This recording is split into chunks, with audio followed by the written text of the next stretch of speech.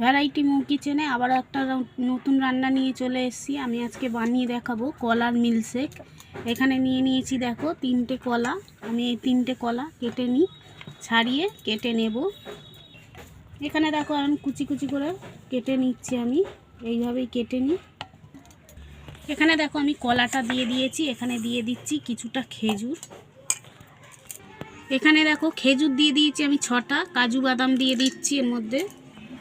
এখানে দেখো আমি 1 হাতা চিনি দিয়ে দিচ্ছি। এখানে দেখো আমি কিছুটা দুধ দিয়ে দিচ্ছি। আর চিনিটা তোমরা ব্যালেন্স করে নেবে, কতটা কে কতটা খাও। আর এটা কিন্তু যারা জিম করে তাদেরও কিন্তু এটা খেলে অনেকই উপকার। আর এইটা আমি পেস্ট করে নিচ্ছি, তারপর তোমাদেরকে দেখাচ্ছি। এখানে দেখো কলার মিল্কশেকটা আমি তৈরি করে নিয়ে চলে এসেছি। এখানে দেখো এরকম হয়েছে, দেখতে পাচ্ছ। কলার মিল্কশেকটা তৈরি করে নিয়ে চলে এসেছি। এবার আমি গ্লাসে ঢেলে নিচ্ছি, ঢেলে নিয়ে তারপর দেখো। এখানে দেখো আমি কলার মিল্কশেকটা এর মধ্যে দিয়ে দিয়েছি। আর এর মধ্যে 2 টুকরো করে বরফ দিয়ে দেবো, দেখতে পাচ্ছ।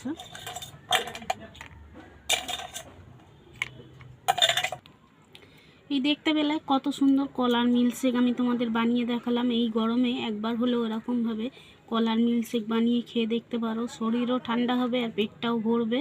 আর যারা জিম করো তারা হয়তো চিনিটা আর খেজুরটা স্কিপ করতে পারো, দিয়ে এইগুলো এরম করে খেলে কিন্তু তোমাদের শরীরে উপকার হবে।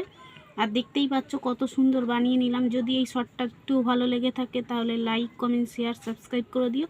তোমরা সকলে সুস্থ থাকবে, ভালো থাকবে। আবার একটা নতুন ভিডিও নিয়ে চলে আসবো। আজকে